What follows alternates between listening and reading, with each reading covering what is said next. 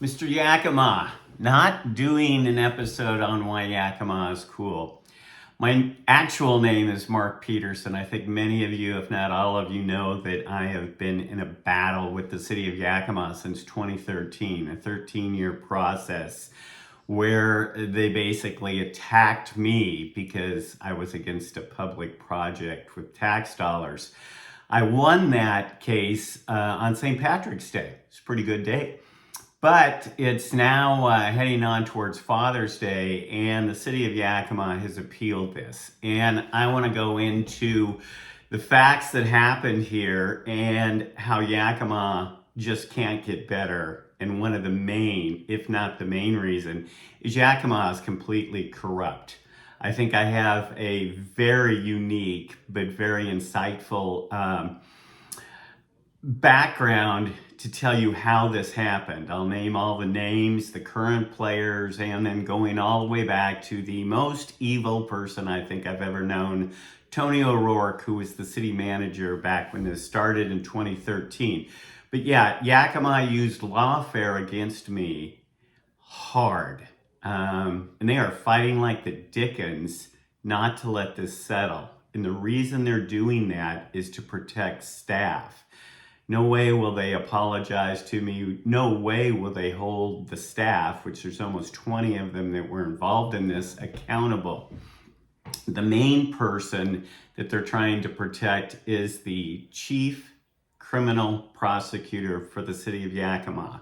She's been at the job for about 30 years. She is the highest paid employee with the City of Yakima, and she is a political hack. Her name is Cynthia Martinez.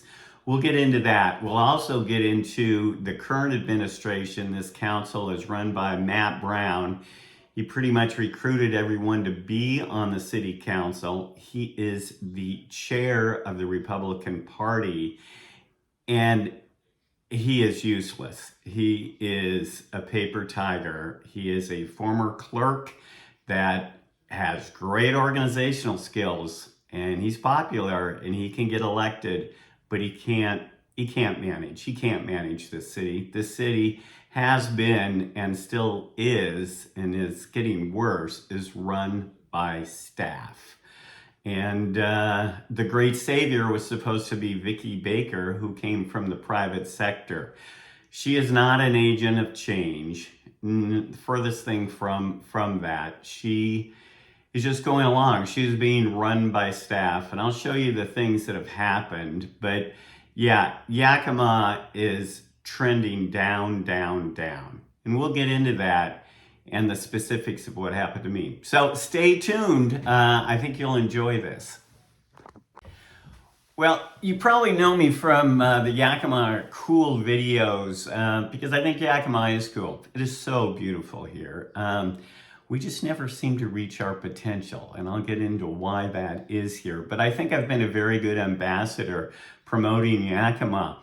I had H&H Furniture and did about 30 commercials over the years with my kids. When I was in business, I was on the national board of directors of my industry and was in DC a lot. And then with an issue we'll talk about here, the underpasses, there was going to be one on Yakima Avenue, which I stopped. That was a $20-some million project just on the avenue. That upset the city. So when I got involved with getting, the plaza issue out, I had a target on my back, and we'll talk about that, and I'll show you how that all played out.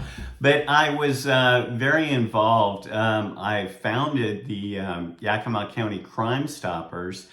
Over 2,000 felons have been picked up in the county, including 90 murders. Something you should know, Vicki Baker hired what I thought was a good friend of mine that runs Safe Yakima, an NGO here in town. And she orchestrated, since St. Patrick's Day when I won my case, to have me removed from president of the Crime Stoppers because you just can't criticize Vicki Baker. That's how this town is run. Very disappointed that the police chief Boyle was in on that, and so many others that I considered friends. But that's the way it is here in Yakima. It's a consensus town. If you ask questions, you get in trouble. One of the other things I did, because I was not very pleased with the Yakima Chamber of Commerce, they have been and they still are a rubber stamp for whatever the city of Yakima is. Another reason why we have problems in the business community and the downtown is all but dead. But I had been a member, but I became active with the NFIB, the National Federation of Independent Business. I rose to the top and became the chair of the council, and we had about 8,500 members, so I was in Olympia all the time, know the issues, pretty good organizer, know how to communicate. So that's some of my background. And again, the city thinks I'm crazy. I mean, council won't even talk to me because I'm such an outliner and stuff. But I think I've been a pretty good citizen. I've done a lot of community service work. And what I want to get into real quickly is show you why the city came after me, what happened, and why we're in the place we are now, and why we're just not getting any better. All right, I'm downtown on the corner of 1st and Yakima Avenue.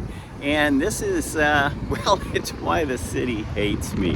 Back in early 2000s, they wanted to put an underpass in. We've got two of them down the road there, and one of them has those infamous bins of lights that were put up backwards. But right here, they wanted to put in an underpass on Yakima Avenue.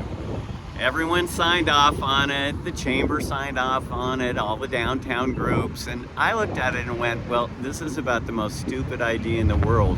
It would, one, destroy Front Street. This McDonald's never would have been built. And it was just, it was a terrible idea. Basically everything the city said why they needed it, well, it was a lie. And I stopped it. That was a $20 million project. And that's why when I started working about the plaza, I was on their radar. Just a little further to the west in the downtown, you can see the Yakima State Company.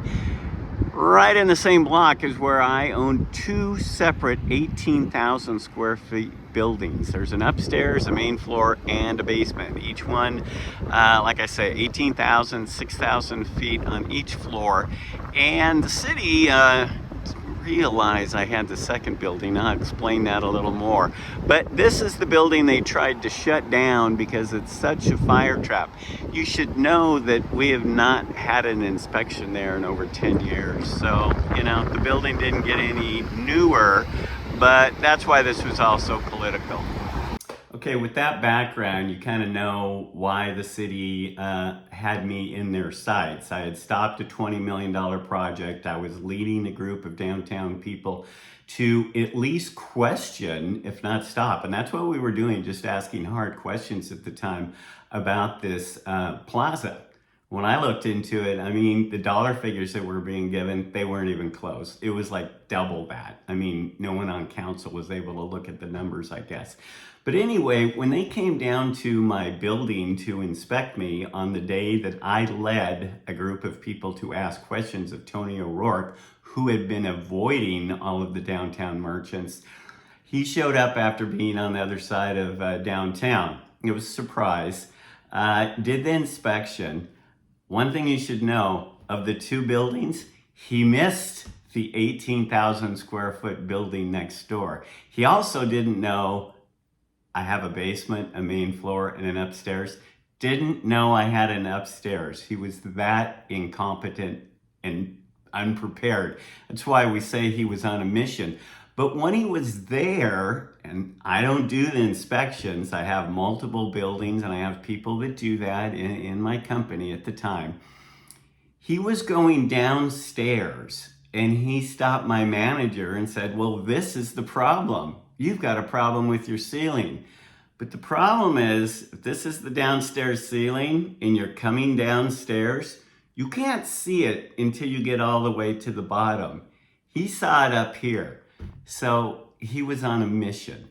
He does not have superpowers and could not see it. This all came out in court that, he found this problem. And the problem dates back to, bear with me, 2002, when I had another inspection with a Mary Valadares and Joe Caruso. They said the ceiling needed some work done. Well, I had the building, or it had been in the family for a number of years. There was no change of use, and I showed that we didn't have to do it. But what they did, what Codes did, what Glenn Denman, head of Codes, did was find this letter from 2002. Here's the problem with the letter, and this is what our super smart prosecutor came up with. I didn't follow through on that letter and change the ceiling out. Well, you know why? I never got the letter, and it's pretty easy to prove. It didn't have any letterhead on it, and it wasn't signed. And the city based their case on that and has drugged this out for 13 years. That's why there was no probable cause. It just goes to show you how corrupt Cynthia, Banana Republic Martinez is. That's what she based everything on and stretched out my criminal case for 9 months. Anyway, Mary Valadares, so you know, between 2002 and 2013, she had actually done other fire inspections there along with others, and they all gave the report, no problems found. And yet that's what the city did to come after me. And you might go, well, gosh, why would they do this? Why would the city do this for 13 years? And I mean, literally spend $1 million of taxpayer money. We don't have enough money to open up swimming pools, but to spend that much money over the years to prosecute me over fake charges and not want to do any type of deal, which I've reached out so many times to try to do. The reason being is they can't let some average run-of-the-mill guy, just a citizen, and that's what they consider me, stop a $20 million project, stop two $20 million projects. They can't allow that to happen. They are the best and the brightest and the smartest. Just ask them, whether you're in city manager or city staff, they don't listen to the public at all. And what I find out, and this is what's troubling about the city manager, Vicki Baker, and the current council, of which none of them want to talk to me about this. No curiosity at all. They just hear from city legal that I'm a bad guy. That they don't want to give me an apology. I mean, they tried to ruin my business, my life, just everything about it. They've cost me $750,000. They've tried to cover this all up and still claim that I'm just a nut. But they can't even apologize to me, let alone hold someone like Cynthia Martinez, who's just as corrupt as could be, liable. They could fire her. She's not some union employee. She's an at-will employee. But they're doubling down and they're protecting her and Glenn Denman and a host of others. There were 20-some people that worked on this. So let's go into a little bit more detail. I hope you're still hanging in there with me. Okay, so a little bit of a wardrobe change. This is going to be a two-part episode on my YouTube. There's just that much corruption, so stay tuned. So got my wardrobe changed and I'm ready to go back at it again.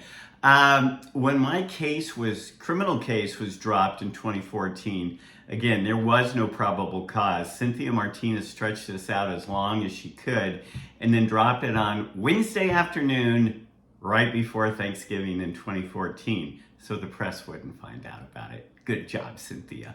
Anyway, the case was dropped, and in 2016, I didn't file anything. I tried to pick up everything. But in 2016, the fire department comes back to inspect me. And I have my lawyer through, I don't have criminal lawyers, I'm a business person. So I have my business lawyer with me and my manager, and there's two people from the fire department, including Chief Soptich. One fun fact about Chief Soptich, right before he got his job here in Yakima, he'd been fired over on the West Side for an ethics problem. So yeah, he was going to do anything he could to keep making the big bucks. And he was making a pretty good salary over here in Yakima. Anyway, when he's in my basement, and this is well documented by all of us, he denied it in the trial because city employees, they commit perjury like you and I take breaths. But he said, I never said that. Well, what was it he said? My lawyer asked him, look, if you were in charge and you could do anything you wanted to do, what would you do? And he said, I'm going to shut Peterson down. That's the city of Yakima. Nice guy. Anyway, things proceeded on. There was a new city manager by that time. I was able to work with Holly Cousins, show all those reports to the new city manager. The city attorney at that time, Jeff Cutter, who was for years, if you knew Jeff Cutter and he moved into your neighborhood, you'd move away. That's the best way I can describe Jeff Cutter. Anyway, they finally sent me a letter saying, okay, you don't really have to do anything, but we can come back at you at any time. And that's when my attorney said, they're going to hold this over your head the rest of your life. So I filed the suit. It ain't easy to file a federal lawsuit, and this was a federal lawsuit. We received a judge at random, and her name was Peterson. Now, there was no relation, trust me. She's out of Spokane, and right when Juneteenth hit, let me double check my dates, but I believe Juneteenth, we were on the eve of our trial. There was no Juneteenth at that time. It was just enacted in 2021. And Judge Peterson did, the best way I can describe it, she turned into Joe Biden. She forgot what the case was about. She was rambling. She was making these rulings that you just couldn't understand. Well, when that happens with a federal judge, they let you go into kind of a quasi-retirement. They said, you're senior. She was senior. But anyway, they got us a new judge. That was Judge Rice. You may know the name Judge Rice. He redid all of the district and around Yakima because he said we were racist. He also caught, after my case, he caught the Coach Rollo case for all you WSU alums. Coach Rollo, if you recall, didn't want to get the jab. Well, the UW and the WSU coaches are the two highest paid employees. And Jay Inslee apparently didn't like that very much, but WSU said, yeah, Coach Roller, you don't have to get the shot. His athletic director, Chun at the time, fired him, and he filed a federal lawsuit. Jay Inslee then took Mr. Chung and moved him to the more prestigious UW with a much bigger budget for, I guess, I don't know. I can only speculate. But anyway, he threw the Rollo case out after a couple of years. And that's been reopened by Harmy Dillon with the Trump administration because it falls under religious stuff. But that is Judge Rice. Judge Rice was brutal. We finally got to the William O. Douglas courthouse, had my case in 2013. He narrowed the case, which means he threw out most of our evidence. And it was like down to about a 2-3 day case. In fact, the latest case, the one I just won, we had a full day to pick the jury. With Judge Rice, we had 2 hours. That gives you an example. Anyway, we were very muzzled on what we could say, but it looked like we were winning because, well, we had the facts. And I guess I'm a pretty good witness when in comparison to the city witnesses, the city staff, that, again, the perjury people. But the case, we lost it. And it's like, okay, it's over. No. Well, what happened was the judge broke state law. We appealed it. I mean, and the way he broke state law is when there's questions from the jury, both sides, the plaintiffs and the defendants, get to hear what the questions are so you can come together. Judge Rice refused to let our guys see the questions. And then he answered the questions completely wrong and against the law. It was, again, he broke state law. And the thing that the Ninth Circuit, when the Ninth Circuit overturned it, they bashed the city lawyers because they knew, the city lawyers knew that he was breaking the law, and they didn't do anything about it. That made me wait 4 more years for the case. And so now the case moves on to Superior Court. Why is it now in Superior Court? Well, yeah, I'm not a legal guy. I know way more than I want to after 13 years. But basically, he broke state law. Now we're in state court, so we have a trial that was due the weekend after the 4th of July in 2025. Well, the city wasn't prepared. And after objecting about one of the judges here, one of the Superior Court judges, calling him biased, it lands with Judge Elliott, and we get our case, and it's in March of 2026, about where we are. I want to show you what we have here. This is my giant book, and it has like 130 pieces of evidence, and it's mostly public records that come from the city. It's all damning. I mean, like I say, every department. I'm not going to go through it, but it's very, very damning. So anyway, let me take a break, and we'll get right back to what happened at the trial. Okay, I'm back. In the last segment, I did make a little mistake. The federal trial was not in 2013. It was in 2023. But anyway, our trial starts, and it's in March of 2026. And we get in there, and it was me versus the City of Yakima. Tony O'Rourke. Tony O'Rourke has died, so we could only use his testimony from the federal trial. And it was full of lies. And we were able to tear that apart. And then Mark Soptich, who was the assistant fire chief, and at the time, Tony Doan, who did the inspections. So you know about Tony Doan, he had just started. He was a probationary person. He had tried to be a fireman and got washed out within 2 weeks. And one of the things I've come to find about this that really saved us, and it's really something, is a deposition. I don't know if you've been to depositions. I had never been to one, but I made sure I went to all the depositions for the city people. I wanted to stare them in the eye. And those things are like a kabuki theater. And if they're done well, you can make the person tell the truth one way or another. Tony Doan, for instance, in his deposition, he said he didn't know or couldn't remember or something to that effect like 125 times. That's considered lying when you can't remember that many times. In fact, he couldn't remember that there was going to be a criminal trial against me. He did remember his name, though, so we're very proud of that. But anyway, in the depositions, when you get to experience those, they're very interesting, but they can be brought back into the court. So when someone like Cynthia Martinez says something and it contradicts her deposition under oath that was taken years before, it gets pointed out. And the same thing with Mr. Doan, and the same thing with Mr. Soptich. We were able to show all these documents that were forged, all these other things. Tony O'Rourke said he didn't know who I was. Apparently I was living in his mind rent-free, because I'm like on hundreds of documents. They were having staff meetings before I was criminally charged with me on the agenda.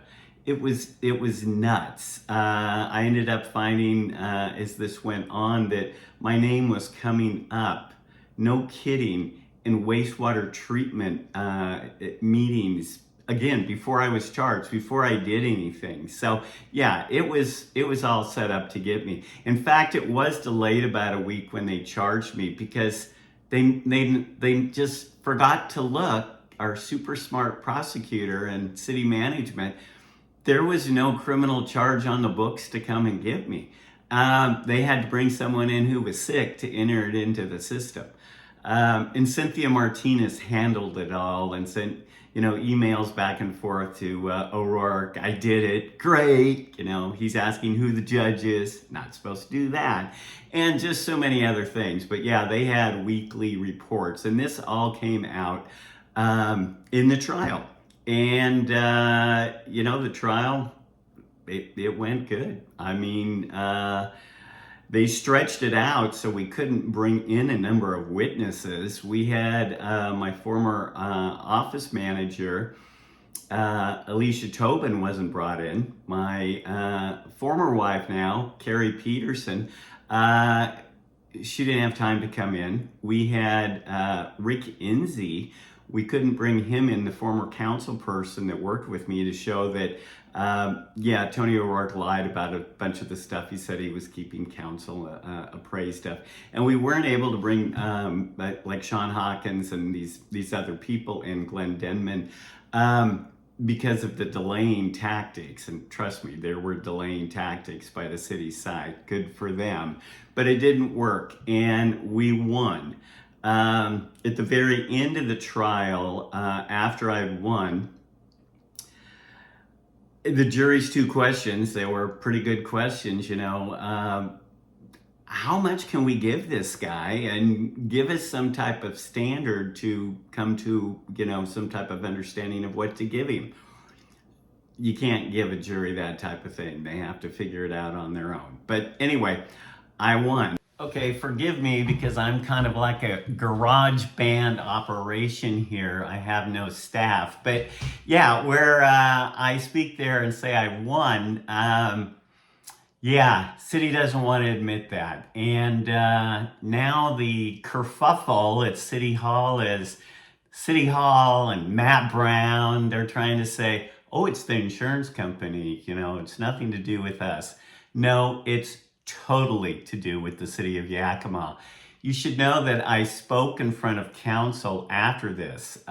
We had heard that the city wanted to, appeal this, which they have appealed it. So we gave them an offer. The offer was turned down by the city because the city is the client. The city are the ones that has the insurance agents and the lawyers and all that, because they were the ones that did all the bad things. They were the defendants. Anyway, they rejected it. So I went to the public comments section in April and asked, well, who voted on this? They wouldn't say. That upset Vicki Baker. I also asked for more public disclosure information so we could figure out who voted on this. That upset Vicki Baker. Vicki Baker took the crazy, and I mean crazy, position of filing a declaration.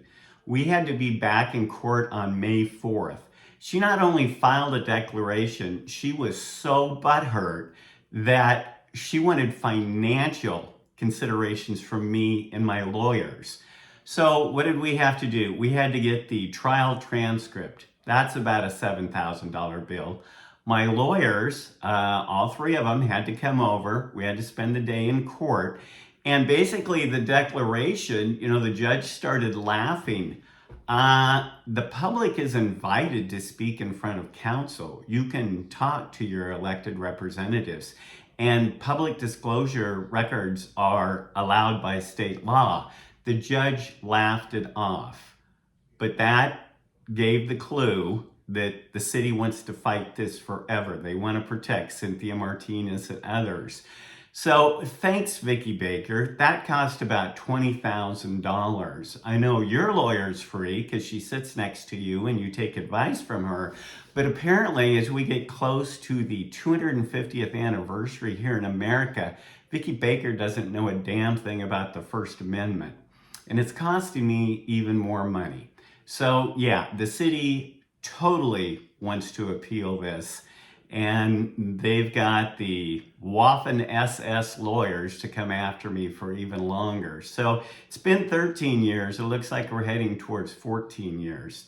I'm going to do another segment showing some of the things on why Yakima is corrupt, the specifics, and why we won't get any better. But that's a background on the lawfare that the city of Yakima has used and continues to use against me.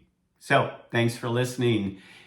It's Mr. Yakima in probably the most corrupt city in Washington State, Yakima, Washington. Bye.